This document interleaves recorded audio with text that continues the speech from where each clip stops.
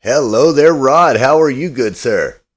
Doing great, Chris. Chris or Christopher? Uh, Either one. I'm pretty relaxed. Chris or Christopher. So All how right, have you good. been, Rod? We haven't spoken in a few weeks now.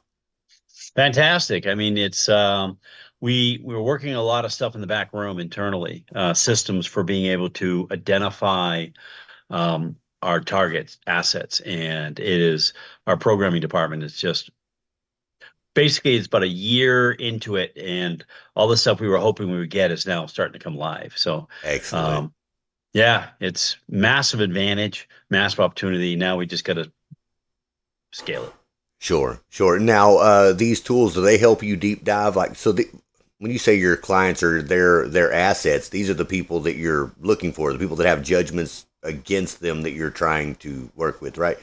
Good. I Right. want to I hear mean, more about that later, but before we can get into that, I would like to know exactly what it is that you do. I know that there's a whole lot of people that are going to be listening to the little pieces and portions of this conversation that will wonder what is debt buying, what is judgment buying, and they just don't understand what that is. Would you like to explain that? sure. So within the world of debt that you can buy, our specialty are specifically civil court judgments. That's our specific. And we played around with pre-litigation stuff, and well, really that's not our superpower. Our superpower is once it becomes a judgment, it's been awarded in a lawsuit. That is an asset that can be sold, bought and sold and traded. A lot of people don't know that judgment creditors can actually sell their judgment, and we buy them up and we go and hunt down all the assets and monetize them. Now, That's I that's a had really quick answer on that. definitely, and I would love for you to go ahead and spend some time on that in a little bit and just go through kind of the process that you go through and what it takes to do what it is you do. But more importantly, I'd like to know who Rod Gagnon is. I'd like to know who Rod is and how he came to be in this particular space. Now, the reason I ask that is this isn't your average everyday space to play in.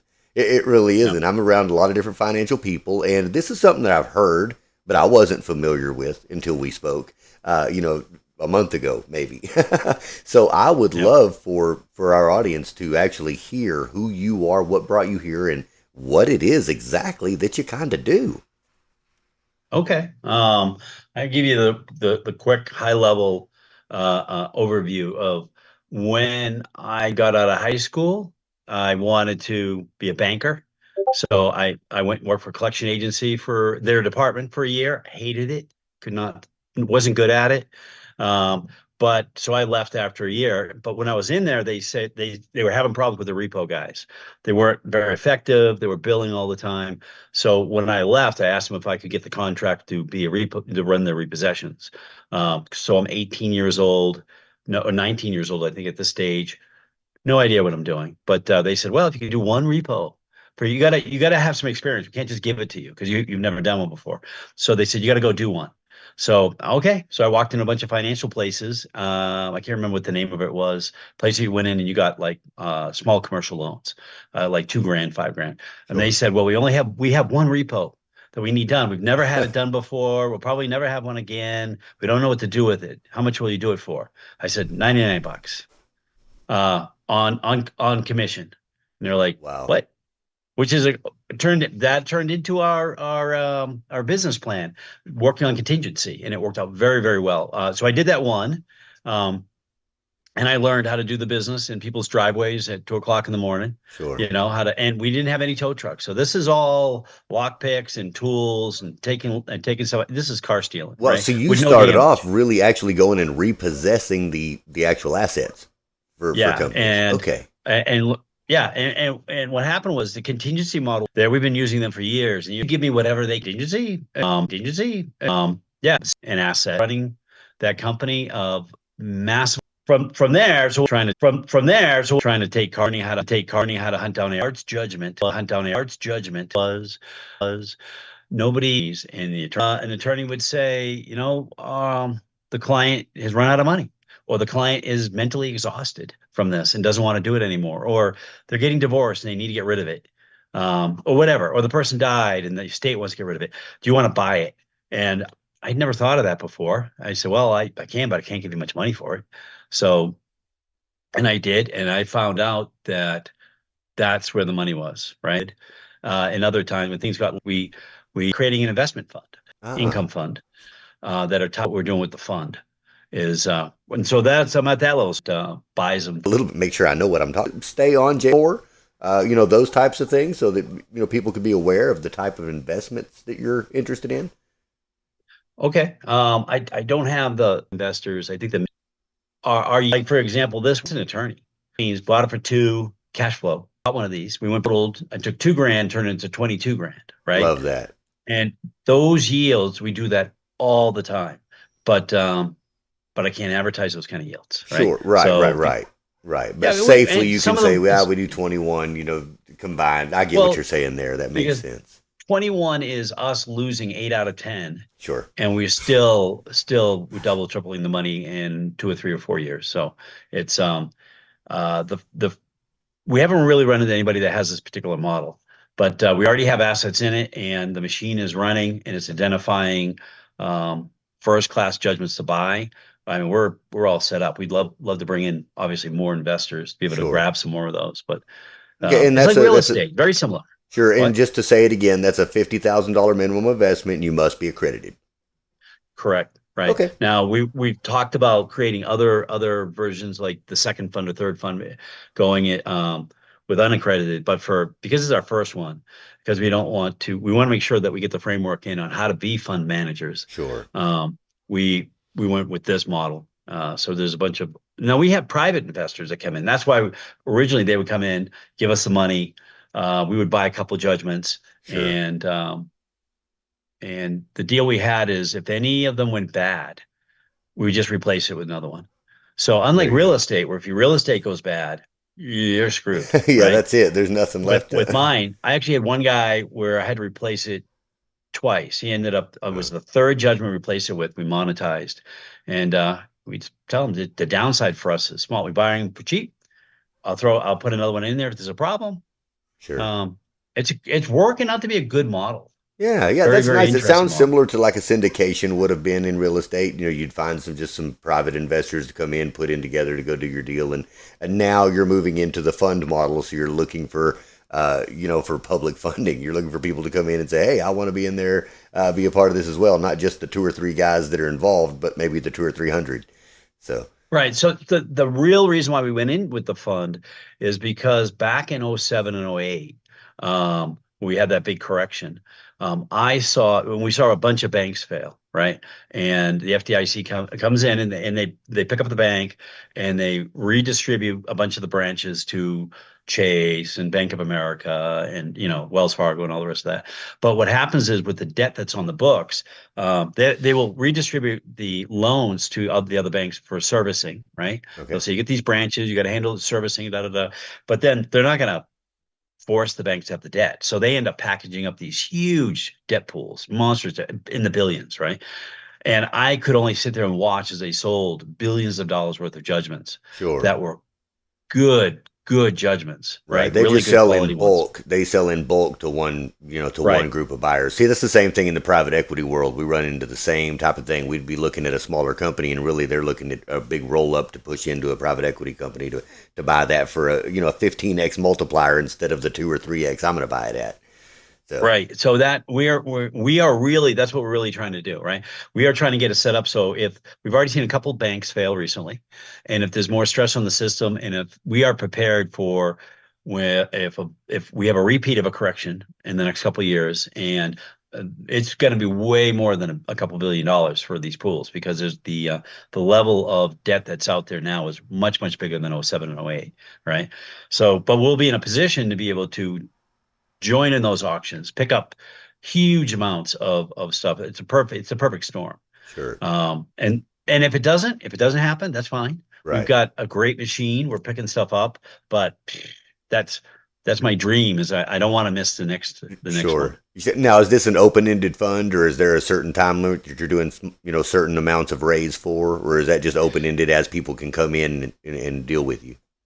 Yeah, well, it's how do I explain it? So it's more like by pool, right? Mhm. So we'll have a pool of let's say 70 judgments that we're going to be purchasing, right? And the Okay. investor has up to a certain point to get in there. And then when we purchase it, next investor comes in, they're not part of that. Sure. They're into They're the part of next the deal. second group, the next group of stuff that comes in. So that way Okay. you don't have somebody running in at the last second and making huge money. The first person that came in was like, hey, I had my, I was along for the ride a lot early. I should be getting paid more. Sure. So that's how we're doing it. A-Vestor is who we work with, and A-Vestor allows us to break it up like that and create like almost like sub funds. Sure. And that's our eventual goal is to build it up so that we eventually have let's say you're more conservative, right? So, okay, we got a pool over here of nothing but real estate liens. They're There you go. slow, but they're solid, right? Sure. Sure. Or you go, you know what? I want a certain percentage to be high yield. So we say, okay, we got these over here that we're doing the bank garnishments and we're chasing crypto all over the world. Right. Okay. Those are move a lot faster, Sure. but they don't have the security of real estate. So you'd So have we're not offerings based on their risk tolerance, is what you're getting yeah, at. not yeah, we don't have it now. It's gonna be what everything's gonna shuffle out to as we Sure. get more and more volume in. But initially, it's just gonna be those pools of everything. I But love it's to all hear good that. stuff. We're not buying anything that isn't already been graded as being a great opportunity. Certainly, certainly. Yeah, that's the whole vetting process. You spend more time looking at deals than buying them, I'm sure. I'm sure it's the same way it is with buying businesses. It's the same deal. We'll look at so many perspectives and so many different things for sale, and I've got airplanes going by. That's what happens when you're right by the airport. Oh yeah, I can't hear anything. That's it. Well, anyhow, that's kind of the same thing. You have to go through it and vet them, and you'll look at 100 of them before you put in one letter of intent. So we totally Yeah, we understand that. we we are doing as much as we can automate as much of that as possible. So we are now at a stage where we go through a state and we will find every single unsatisfied judgment in that state, right? Wow. Out of the courts. It takes a huge amount of work. And then we'll cross correlate that through batching to dial in which are the ones that are the better ones to get back. It used to be me sitting in a room for a week looking at a Sure. pool. And it'd be like, oh my goodness, it's exhausting. But now what I took me a week then takes me an hour to do now. Wow. And our eventual goal is to have it so that, let's see, for Acorn Funding, somebody calls, wants to sell their judgment. We can say, what's the case number? And the system will go through and be able to have a quote right there, just kind of like an insurance company, be able to come Sure. back and grade it.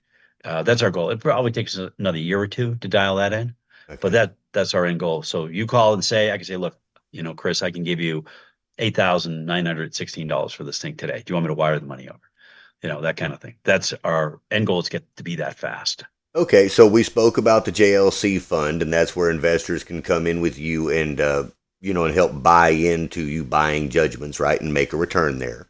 And now you've got Acorn Funding. Now this is a separate entity, a separate thing. So would you like to just so that it is compartmentalized, break it down what Acorn Funding is? Sure. So Acorn Funding got started right about time COVID hit. So this is like just before COVID hit. So this will show even with the courts closing and locking up, it was still it worked out really really well. So it's a proof of concept business, right? So we use it for experimenting on everything. Like, should we invest in pre-litigation? The answer is no. It's a terrible idea, right? So do we invest? By certain types. By size, by geography. So we've experimented different types of advertising.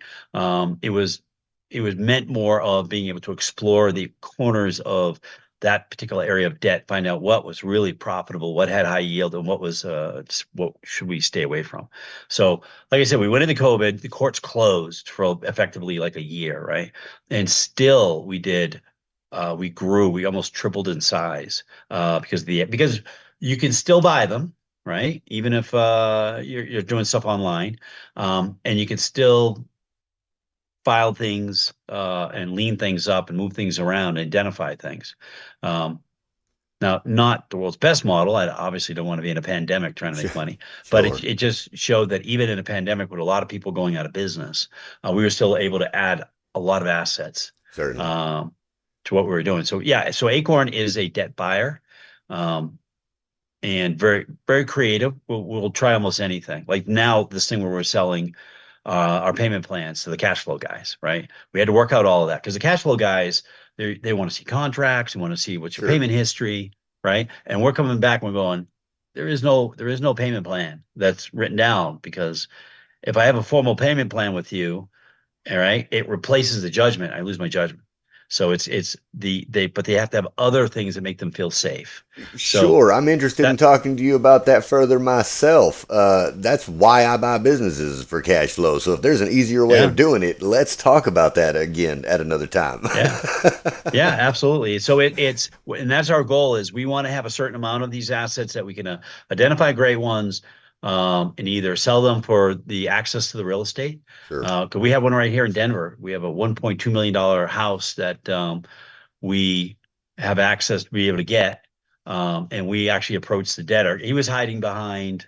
He played some shenanigans. We had to go into court, some dead relatives, and we had to go in there and prove to the court to have all that removed, and so that we could get access to it. And then we approached him and said, "Look, we let's solve this problem." And he's like, "I don't want to be put out on the street." I said, "No, what do you need?" He said, "I need some money to fix the house up so I can sell it, and I know what I'm going to do next." So we said, "Okay." Well, we were able to line him up with financing to get him some money, so they sure, could. And the house is actually going to close on its sale in 19 more days, right?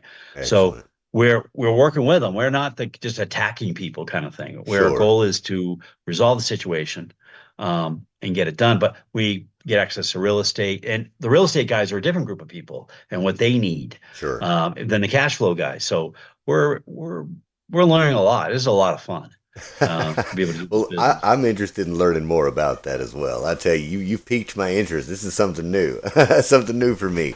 Buying cash flow. I'm telling you, I've been looking around, and that's generally why I buy the little things that I do, because it comes with cash flow, and I don't have to run it. As long as I don't have to run it, and there's already a system in place, we're great.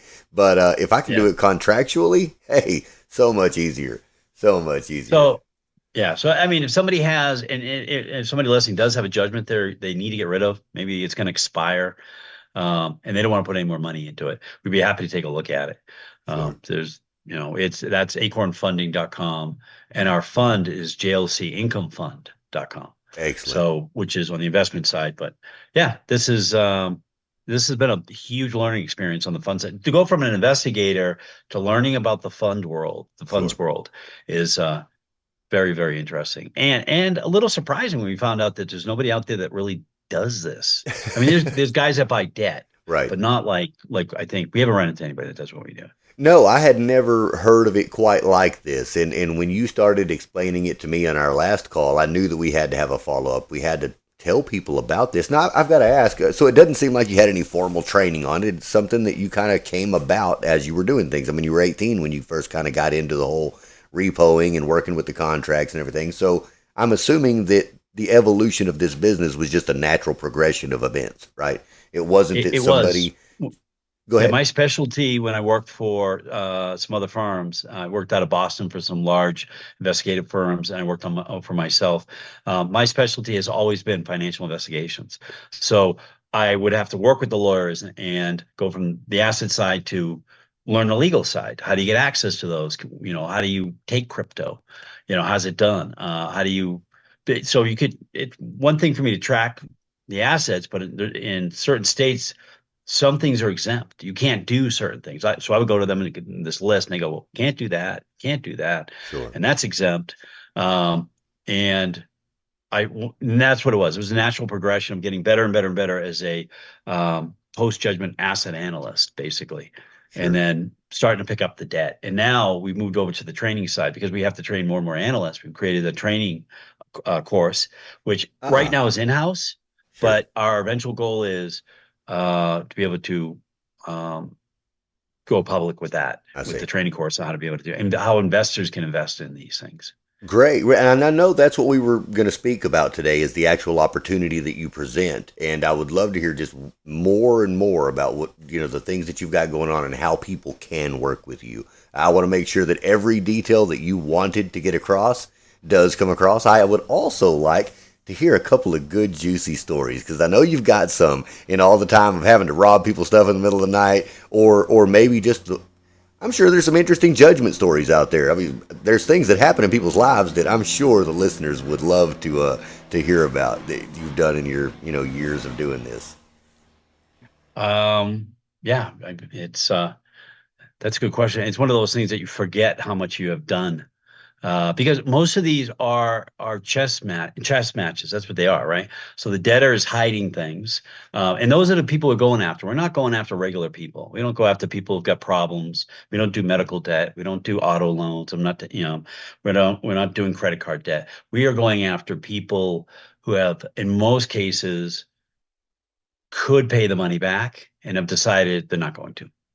So, and so that for us is obviously, like I said with this other guy here in Denver, right? Our goal is not throwing him out on the street. We're going to solve the problem, but he has to pay and give back what he has to do. Now, I've got to So, ask you on that deal, because he picked up and is paying. I mean, even though there was some financing involved, do you still make your cut? I mean, do you still get paid on that, or are you kind of just oh turning into yeah, the Good Samaritan? no, we're going to get paid 100%. Okay, great. You're still Uh, making yours, is what I'm getting at. You're not oh losing yeah, out just because things didn't go away. Okay, all right, all right. yeah. So what's interesting about that one? Let me go back to that one because that was a really good example of a typical case where got we bought a judgment. We found out about the fact that he was hiding behind a dead relative. And with ownership of the house should have actually been in his name. Okay, so we grabbed that one, went forward, and then we found out in the middle of the court case that actually it had been paid off like years ago, right? And this occasionally happens. So what we did in that particular case, instead of losing the investment in it, is we went and found another one that was twice as big, and we bought that one. And we just replaced that one with the one that we found out later had actually been paid off. So I don't, like I said, there's not too many businesses that you can do that kind of thing. You've got a Like, judgment hedge fund. I love it. I yeah, love well, it. we switch horses midstream, Sure, sure. right? It's risk And, mitigation. I mean, at its finest, it really is. You're doing the analytics, midstream while you're doing it live and able to pivot. I like that. That's a nice investment model for somebody who's coming in and wondering, well, what happens if things go awry? And then you've got the investment manager or the fund manager being able to say, oh no, we have pivot points. That's yeah, assuring. we also had like another example. I bought a pool of judgments from a bankruptcy trustee. We buy a lot of stuff out of the bankruptcy court, and this trustee sold us like 9 judgments, right? Um, and I found out after we bought them that he was not great at what he did. Okay. And 8 of them were actually dead on arrival, right? He sued the wrong companies. He didn't do service correctly. I mean, it was it was terrible, right? So, and I kept having to like backpedal and go into the court and file the satisfaction, backpedal, go back into court, file the satisfaction. We ended up with one, right? That was left over, and that debtor settled with us an amount that was 10 times more than what we paid for the whole package. So, like I said, there's not too many businesses that you can, but it's just like real estate, though, right? Sure, You have to buy right, right? sure. So as long as we buy right and we don't pay too much for it, our odds are way in our favor Sure, you because have a we're buying. defined criteria that you follow. If it doesn't follow that criteria, you don't acquire it. That's it. That makes sense. I mean, I get that goes with most investment opportunities out there. Those, whatever sector you're in, you figure out the things that you do and don't like about it, and what you will and won't put your money in. Yeah, That makes sense. and it has a satisfaction on our side of we feel that we are serving some justice in this situation, right? Because these are people. I like There's a lot that. of narcissists involved, a lot of sociopaths involved who are very much used to um, taking, I right? see. And they are not used to having things taken from them. And it's very frustrating for them. So, you know, I look at that as kind of balancing the scales again, getting some money back to the people where we're going to get nothing, right? Getting money back to the investors. And maybe next time this person will hesitate when it comes to, and it's not worth it, you know, for Sure. do that. And I got a great story for that one if you want to hear. That's Love to hear it. perfect for Love that. to hear it. Okay. So I had a particular debtor that we went after who was the deputy clerk of court, right? So I didn't quite realize his position in the court until as we started going along, right? So what happened was I would find his bank account and I would send it in to get approved, and then I go to the bank and find out there was $7 in there. And then I was like, wow, this is frustrating. And then I find another bank account. I go in there, there's $30 in there. And this happened 3 or 4 times, right? Until I was like, something's going on here. And I did some research and I found out what happened was he was the guy that signed off on the writs, right? So his own garnishment would come across his desk and he would go have lunch and empty the account and then come back and sign off on it. Of course, I never saw them because they went between the court and the attorneys, and Sure. I never. It took me a while to catch this, and I was like, "Son of a gun, this guy, He's this guy just slick, keeps boy. emptying out back." And he's a very powerful guy, right? Sure. Second highest position in the court, right? Deputy clerk of court. So I ended up being able to identify real estate that he owned, several pieces of real estate, and even more. I found even more real estate up in New York. He had under another name, okay, that he had a lot of relatives in those properties. So I went to the county attorney and I said, okay, I am going to do basically, it's called a house raid. That's really what it is. You go in and you empty somebody's house, right? Show up in moving trucks and you take everything, right? Take the cars and everything. So I went to the county attorney and I said, this was going to happen unless you want to be on TV, okay, with a very crooked local government person. We need somebody to sign off on this without notice. Okay. And it took me a couple months to set it up. Right. So, and what had happened was the prior year, 2 people had been dragged out of the court for corruption. Right. It had been on television. And this was like going to be number 3. And it was a bigger fish. And I said, so let's not do this. Let's just do this quietly. So there's no embarrassment with the county. And they approved it.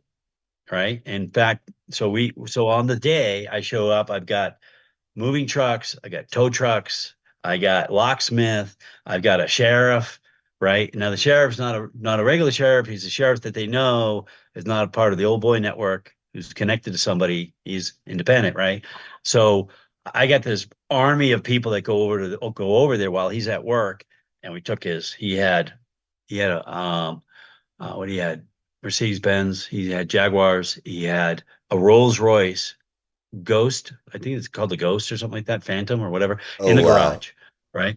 So, and we emptied we emptied the house while he was at work. And the only thing we didn't get was the car he was driving at work, and we were hoping he would come back to the house so we could get that one too. Um, Wow. and he was furious. But like I said, it's a chess game, right? Sure. I didn't need his stuff in his house, but he got to see the power of the court. The power of a judgment allows you to do things a collector can't do, right? A very high level of power. Very And interesting. he had to know that, look, you can be defeated Sure. at what you're doing. So when we ended up settled at the end, he was like, okay, fine, I give up. Because I then went after the houses and the places up in New York. Sure. And lock those up. And I end up and an auction. The auction in the state that he was in. I went to the auction, my auction, right? And he messed up the paperwork. He went in at somebody in the middle of the night and changed the paperwork with the sheriff's office. Oh, no. And I looked at it and said, "This is wrong. You can't do this." The sheriff's office was embarrassed and they were mad, and ended up putting a lock in their place so that nobody could just walk in the middle of the night. Sure. The clerk who had typed it all up was so mad that her stuff had been stolen and replaced Yeah. that she said, "You stand right there on the courthouse stairs. You do not move." And she retyped up everything and ran it back over. And I got each property. I think I credit bid $2,000 for each property. And there was 3 of them, right? I ended up paying the sheriff like $78 in sheriff's fees, and I got control of his properties, right? Wow. And it's a chess game. Sure. I wasn't gonna actually take those properties. I think it was $35,000 or something like that in Right. Yeah, you didn't want him to. You just recording fees. wanted him to pony up. That's all.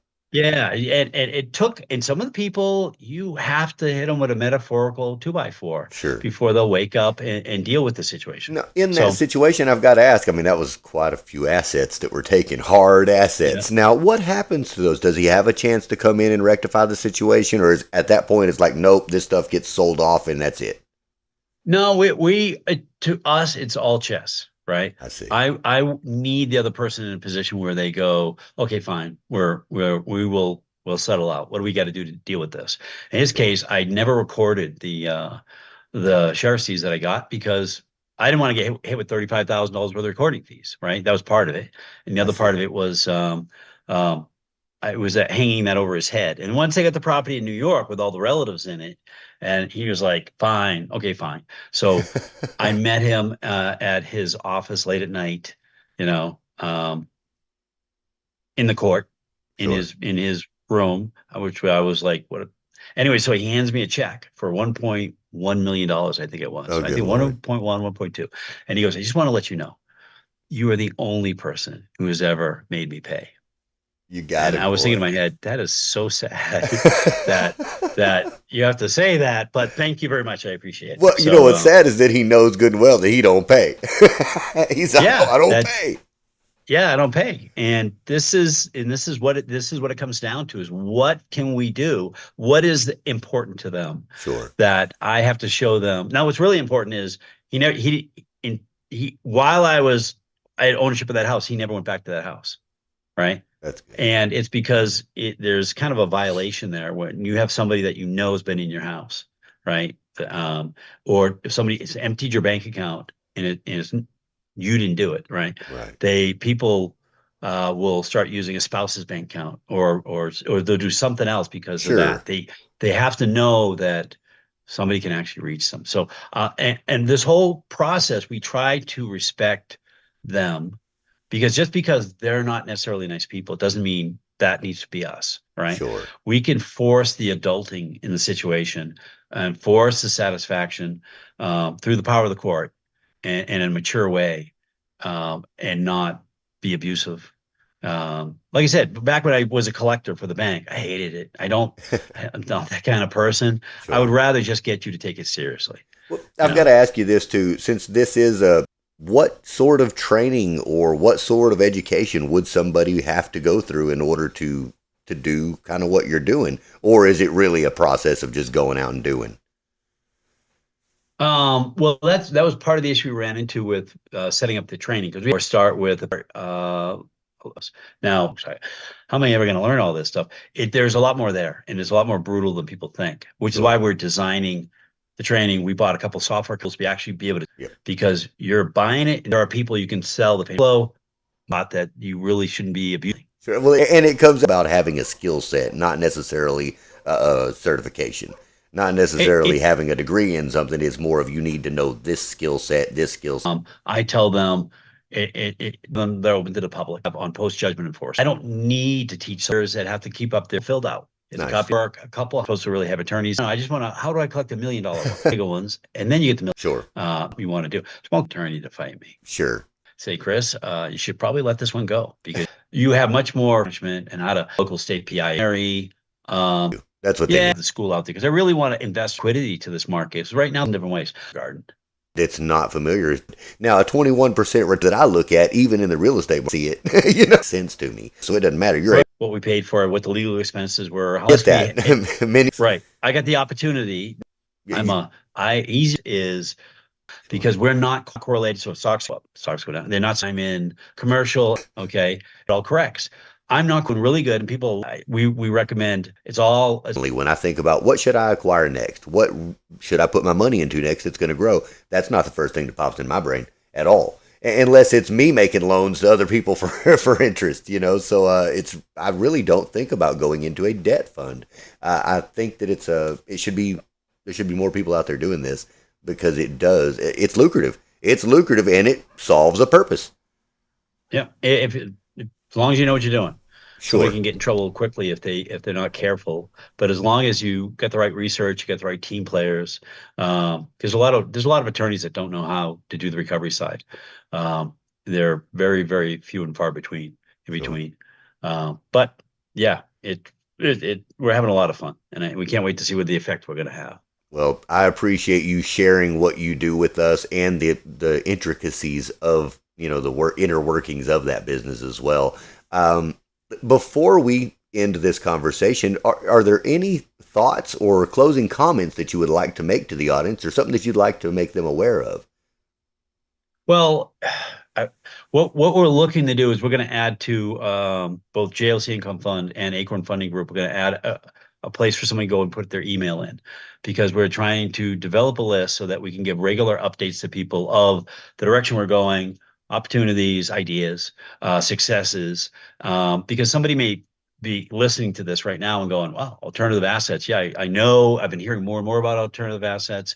But it's a lot to take in. So, Certainly. but I want to come along for the ride and get an update. So if you check back on the sites, we're going to have that up there. And I'd say that's probably the best way is for people to at least be on that list, be able to see what we're doing Sure. and the success in areas and the new stuff. That's the best way to do it. Do you happen to have a link to that form yet, or is that still part of being made out?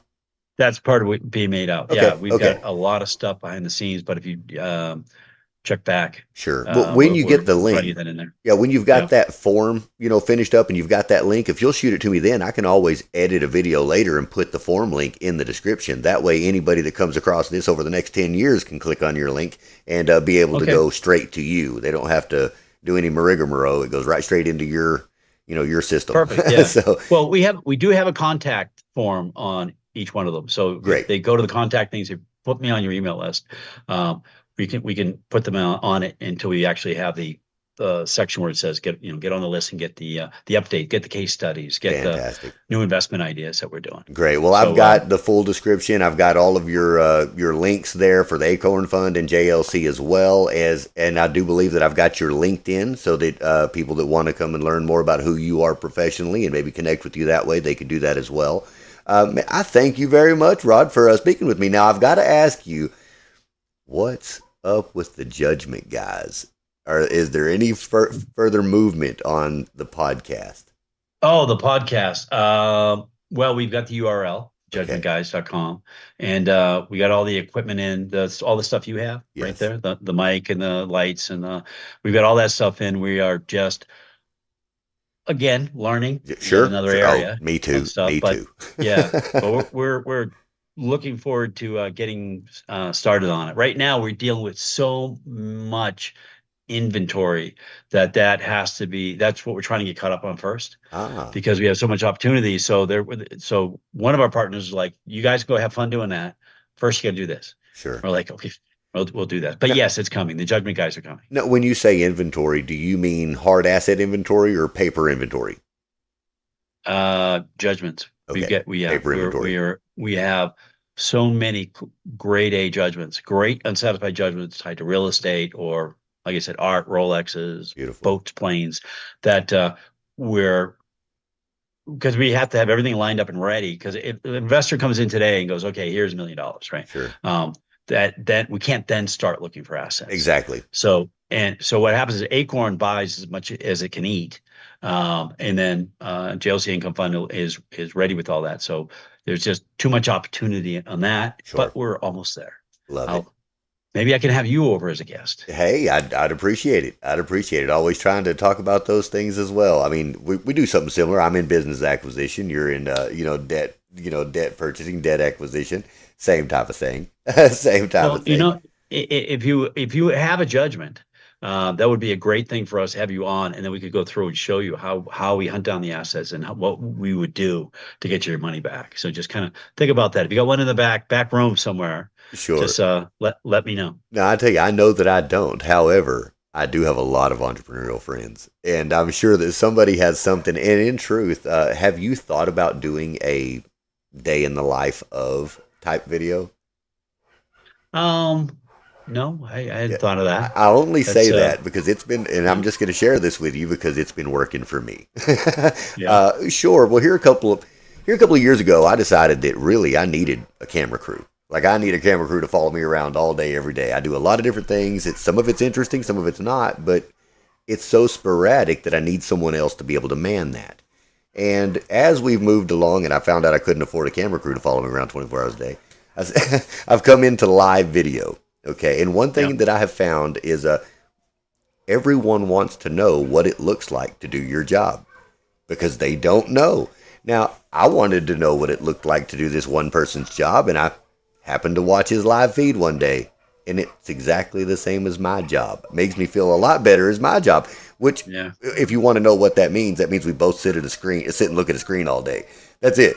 That's all he did for 9 hours. That's all I do for about 9 hours. Every now and then there's a phone call or a meeting that comes in, and that's about it. And to see someone in that position who I know what he's worth, I mean, it's public knowledge, and to see that his job consists of doing the same exact thing that mine does, it lets me feel a little bit better about my own position. And look, this video, that when this guy runs it, they're all muted. They're completely silent, or they'll be playing an old video from the past just on the side so that you have something going on. Well, I started doing this here about 2 months ago. People enjoy watching what you do behind the scenes. You don't even have to talk to them. All you have to do is put the studio cam on, and let's see, I think I've got one over here. It'll switch over and show you the studio, and then you can switch over to the chat. Oh, that's cool. Oh, yeah, I can do a lot of things on here. I just don't have it all set up for this call because of the way I'm running my cameras. But there's about 4 or 5 cameras in here, lights, everything else. And, as a matter of fact, if I just had to get up and take a break, we could say, I'll be right back.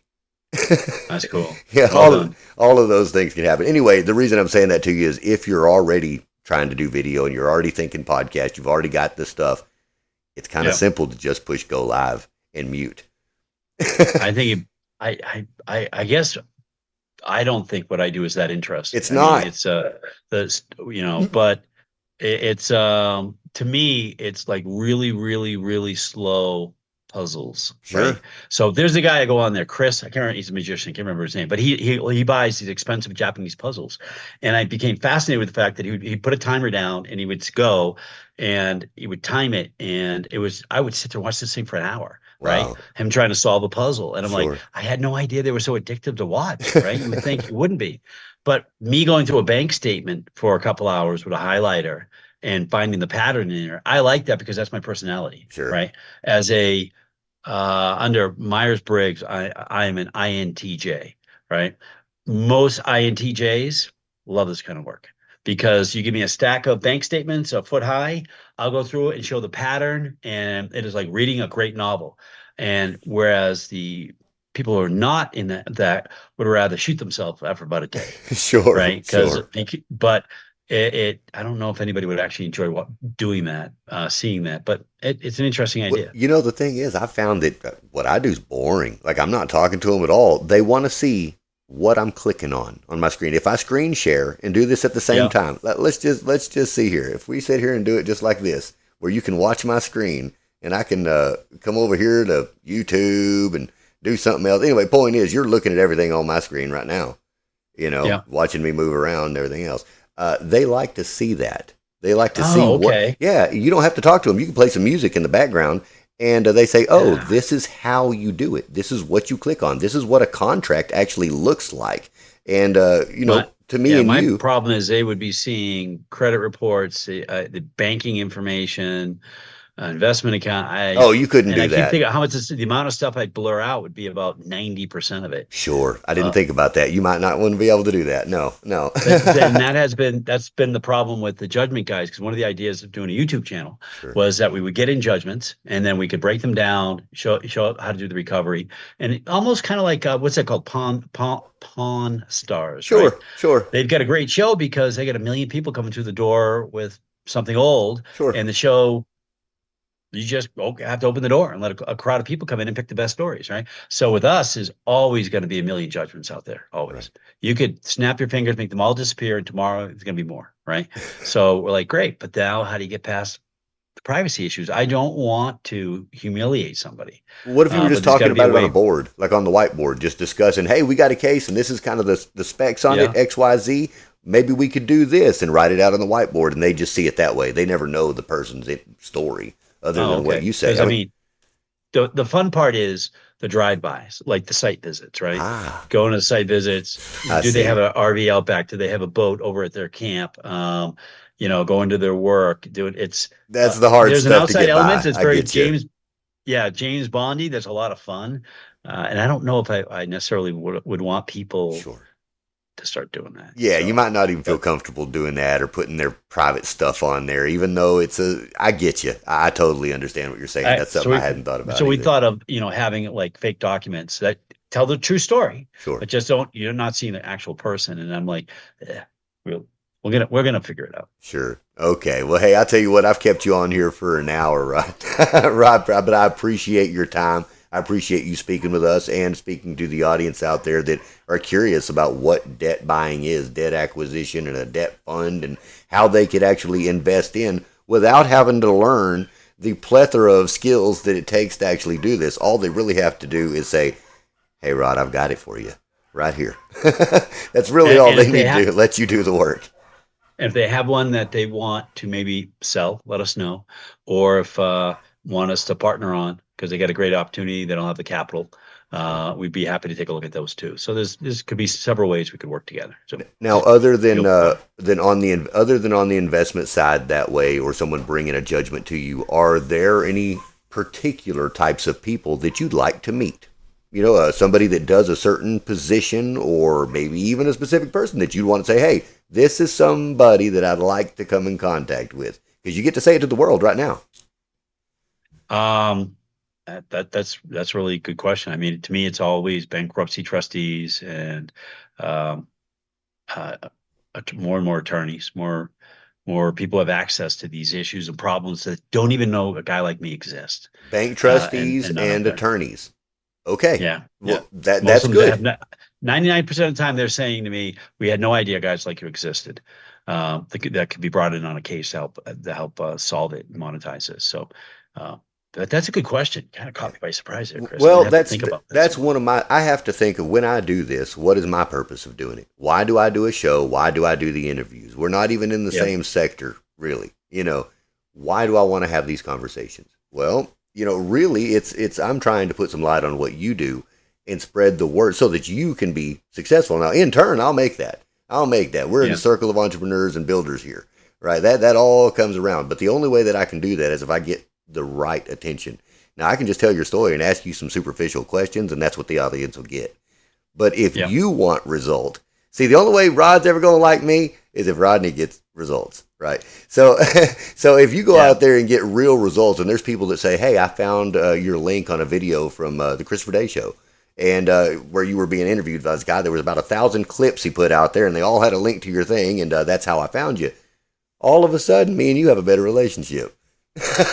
True. So right. So in truth, that's my way of giving first. Yeah. Right. That's my way of giving first. I'll do this. It gives me content. We get to know each other. Hey, I've turned on to something that I didn't know before, and there's opportunity that I didn't know was on the table yesterday.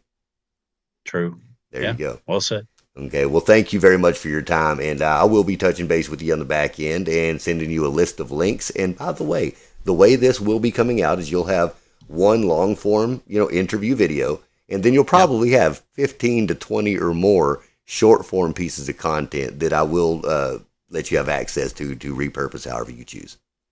Oh, that's great. Sure. We could put some of those on the website. Or Facebook, YouTube, Instagram, TikTok, or Snapchat. More to learn. Just saying, right now, if you want to grow, some of those platforms will grow you faster than anything as far as just an audience. So that's one of the reasons that I provide this. When I was out looking for people to help me produce content, everybody wants, $500 to $1,500 to help me put together one little video for, that I'm going to shoot in a 30 or 45 minute period. And that doesn't seem doable to a regular small business guy who needs to put out multiples of these videos every single week, right? It's not feasible. So I had to start doing this stuff myself, building tools and working with it, doing my own editing. And if I'm going to be doing all this anyway, it all ends up in a file in a folder with your name on it. I figure I might as well make it accessible to you. And if it is, hey, guess what? Now all of a sudden you've got probably $3,000 to $5,000 worth of raw content to do whatever you want to with. And I'm just some guy you met at some entrepreneurial meeting somewhere. See, there you go. We just try to exchange value. That's very appreciated. You having good response to having other people come in and speak? Yes, I have at least 2 or 3 every single day.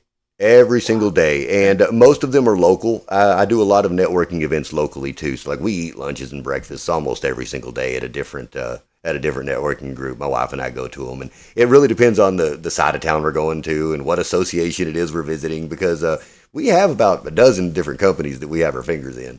And when you go stand up and say who you are, we we prompt each other before we get there. Where are we going to? Well, who are you today and what do you do? And well, sometimes we're talking about real estate lending. Sometimes we're talking about business acquisition. Sometimes we're talking about investment opportunity. Sometimes I'm talking about, hey, I host a podcast. Sometimes I'm over at the Web3 crypto NFT space and it's, hey, I do NFT production. I mean, there's a lot of different things that I might be at a farmer's market and we got a little pastured pork operation where I'm at right now. So, I mean, there's a whole lot of little things that we'd say depending on where we're at. Right. Yeah. So anyhow, no, I have a pretty good response to it. Now, as far as building the circle and having it be fruitful financially, we'll get there. For me, it's a lot of it's going to be deal flow. Who is my primary, client or customer? Really, it's someone who's ready to make that exit, make that move into the next series of their life, and just wants to be able to get out from under their YouTube stars and TikTok stars and influencers and everything else. And nobody wants to work at the goofy little jobs that mom and dad had. So always. Yeah. And the only way to find those jobs, because those are not the people that are out there mingling and rubbing elbows. They've already done that. They've been in this business for 15, 20 years. And now they're just running it till they retire. And the kids don't want it anymore. They don't even know they can sell it. And in truth, most of them don't think it's worth anything to sell, because what they're putting in their own pockets, not just an exorbitant amount. They don't understand the value to someone else, right? Of being able to acquire something that's already got legs, that's already had longevity, a credit history, that's got hard assets in it, that's got a working management system and team in place. He spent his whole life doing that. All I want to do is come in there and give him something that's equitable to allow him to go on to the next phase, which, by the way, generally is not always money. Yeah, it's generally not. No, if they've been doing it that long, they've made their money, and there ain't nobody to hand it to, or they would have handled the business and everything else to it. He doesn't care about the money anymore. It's, what do I want to go do right now? Or what is my ultimate goal? It might be great grandkids, because, the kids and the grandkids are all strung out and they can't leave them anything, right? So we need to do something so that the great grandkids will have something when they come up. Well, that's fine. We can put trust in place and do all kinds of things for them so that the trickle down happens after he's gone. I mean, wow, that's a great idea. Sure. Well, and you can set up college plans. You can set up insurance and retirement plans for them in the kids' names and everything else, so that it's directly to them. So how long after you're gone, they're taken care of. So, and you don't have to worry about mom and dad, what they would have done. Right. We come across that a lot, but we really do. It's usually their kids are not fit and not great with money, so they don't want to leave them all that. So they say, how do I take care of my grandkids, doing this? I think this is a very important point that you're making, because it's very similar to what we do, right? Sure. So it's not purely transactional, right? You have to get in there. It's a sausage making factory. Oh, sure. Messy, right? And then you have to find out what you need to do to help the other person, like this debtor that we had to help out so that he could be able to move on to the next chapter, sell it. We weren't going to be predators in that situation, right? Sure.